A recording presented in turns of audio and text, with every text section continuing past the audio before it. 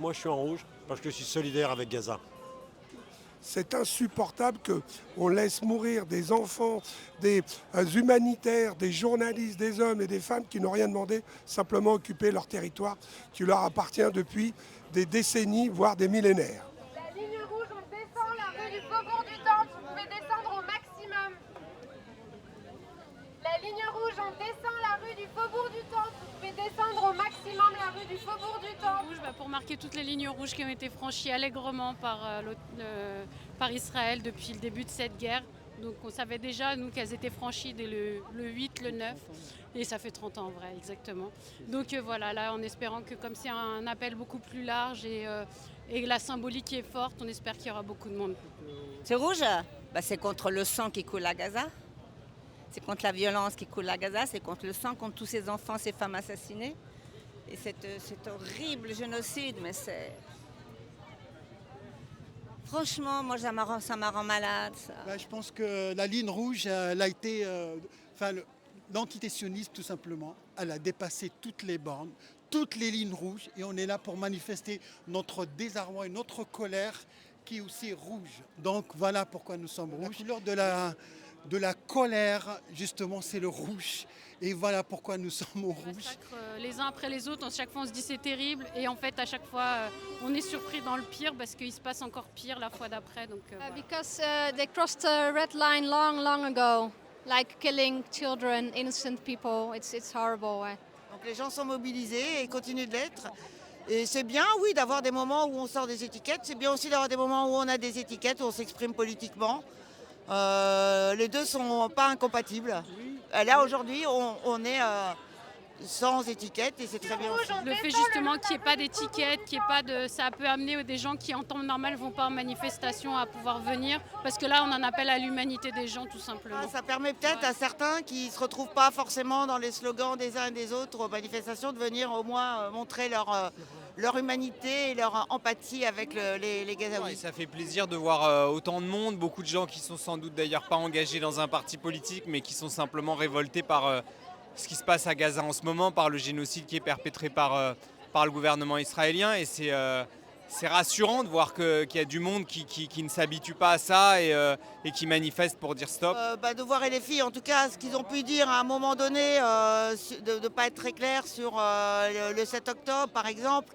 Mais et puis dans les manifs plus traditionnels, il y a aussi effectivement des gens qui ne sont pas sur la question des deux États, qui sont sur des plus radicaux et ça empêche à certaines personnes de venir exprimer leur solidarité. Peut-être, et puis il faut le dire aussi, il y a aussi une chape de plomb sur ce qui se passe en ce moment en Palestine qui est honteuse, une criminalisation des gens qui se mobilisent pour défendre la paix et la justice en Palestine, et donc ça pèse aussi sur les têtes. Mais on voit que malgré tout, il y a des anticorps qui existent dans la société qui font qu'on ne s'habitue pas à ce qu'un génocide puisse se dérouler en direct.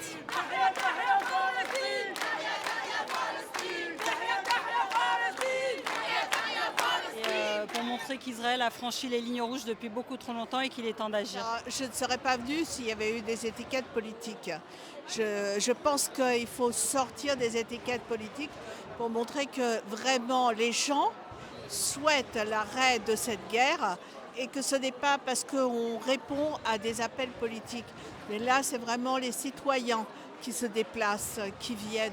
Et pour moi, c'est ça qui est important. Mais c'est justement ce qu'on a constaté lors des dernières élections législatives. On s'est tellement habitué à l'idée que le pays s'était converti à l'extrême droite qu'on oublie qu'en France, il y a quand même une majorité d'humanistes, une majorité de gens qui sont imprégnés par des valeurs de justice. Heureusement. C'est en tant qu'être humain et c'est en tant qu'être humain, tout simplement, on est touché, on est dévasté et on espère vraiment que la situation, en tout cas que ce génocide cesse et que la situation s'améliore. C'est pas un problème humanitaire, c'est un problème humaniste et il est temps d'agir. Il faut que le gouvernement réagisse.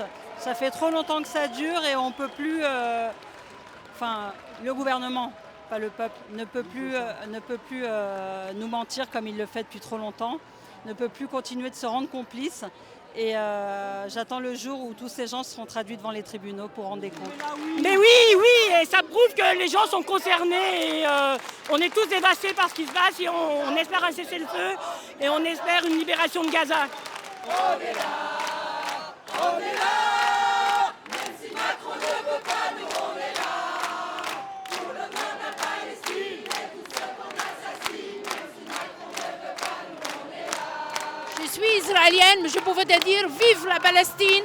On n'accepte pas, en notre nom, que l'humanité soit morte comme ça. Honte à l'humanité. Je suis honte à dire que je suis israélienne. Vive la Palestine! Free Palestine en tout cas. Nous sommes tous des enfants de Gaza. Nous sommes tous des enfants de Gaza. Nous sommes tous des enfants de Gaza. La question, c'est que vraiment, hein, aujourd'hui, il y a beaucoup de Palestiniens, ils meurent de faim, carrément. Soit ils meurent de faim, soit ils sont sur le point de mourir de faim.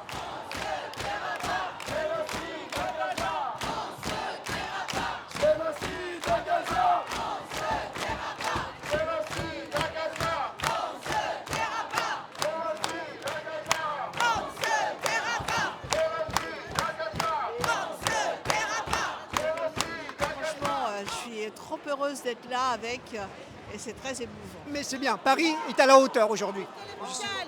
On vous regarde souvent sur le canal 31, donc ça fait plaisir de vous voir et de voir enfin une voix un peu discordante par rapport aux médias traditionnels. Donc continuez comme ça, vous êtes génial, vraiment, vraiment. Merci d'exister, gardez-la, vraiment. Enfants de Gaza, enfants de Palestine, c'est l'humanité qu'on a.